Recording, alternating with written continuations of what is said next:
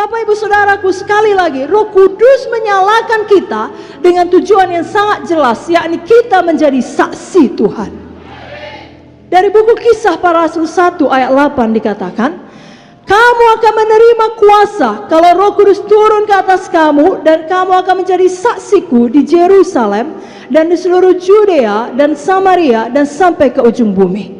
Tuhan mau kita memberkati dan memberi dampak orang-orang di sekeliling kita. Tuhan mau kita memberkati kota ini. Tuhan mau kita memberkati negeri ini.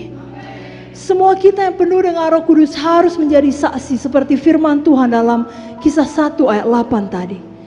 Karena memang masih banyak jiwa-jiwa yang ditindas oleh setan, yang ditindas oleh dosa. Dan Tuhan mau kita membawakan firman sehingga mereka dapat mengalami kebebasan yang sejati.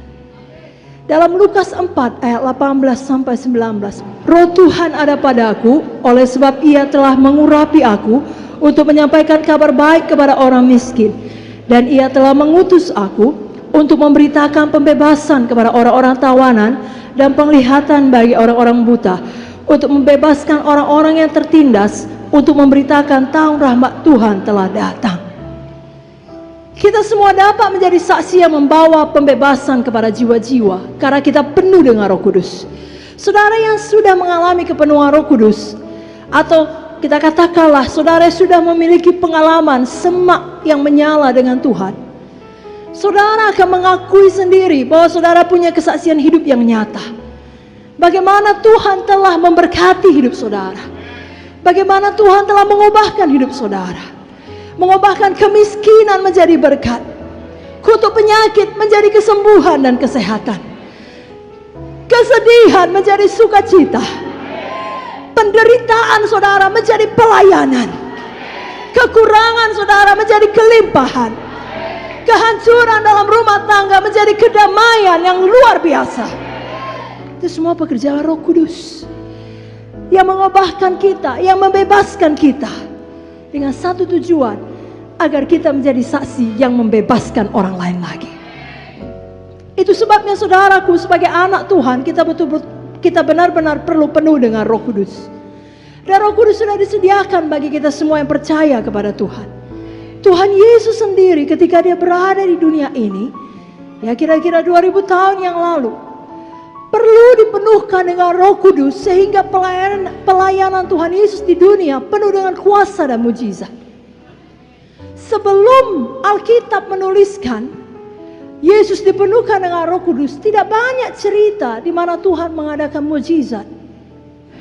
Alkitab menuliskan dengan jelas, Lukas 3, saya baca ke ayat 21 sampai 22. Ketika seluruh orang banyak itu telah dibaptis, dan ketika Yesus juga dibaptis dan sedang berdoa, terbukalah langit, dan turunlah Roh Kudus dalam rupa burung merpati ke atasnya.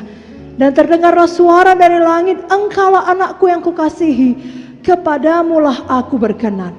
Apakah hasilnya? Roh Kudus membawa kuasa kepada kehidupan Tuhan Yesus. Kalau tadi Lukas 3:21 menerangkan Roh Kudus turun, dalam Lukas 4 ayat 14 dikatakan, dalam kuasa Roh kembalilah Yesus ke Galilea dan tersiarlah kabar tentang Dia di seluruh daerah itu. Kehidupan Yesus menjadi penuh kuasa. Pelayanan Yesus penuh dengan mujizat demi mujizat. Saudaraku, saudara yang penuh dengan Roh Kudus, kehidupan saudara bukan dikalahkan oleh penyakit, bukan ditindas oleh kesedihan. Tidak, kehidupan saudara juga penuh dengan kuasa, penuh dengan mujizat, penuh dengan pertolongan Tuhan. Itu hak saudara, itu bagian saudara, itu milik saudara. Saudara sadari itu dan hidupi itu, saudaraku. Dan Tuhan mau saudara juga membawa kebebasan bagi banyak orang lain.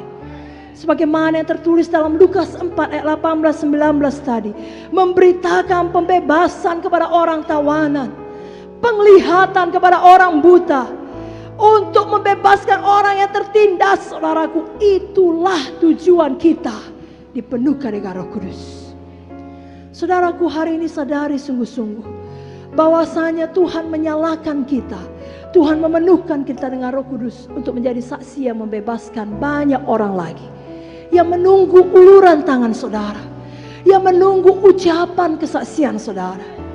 Saudaraku, ketika Musa mendapat pengalaman semak belukar yang menyala, tidak berhenti di situ. Untuk apa dia memiliki pengalaman tersebut?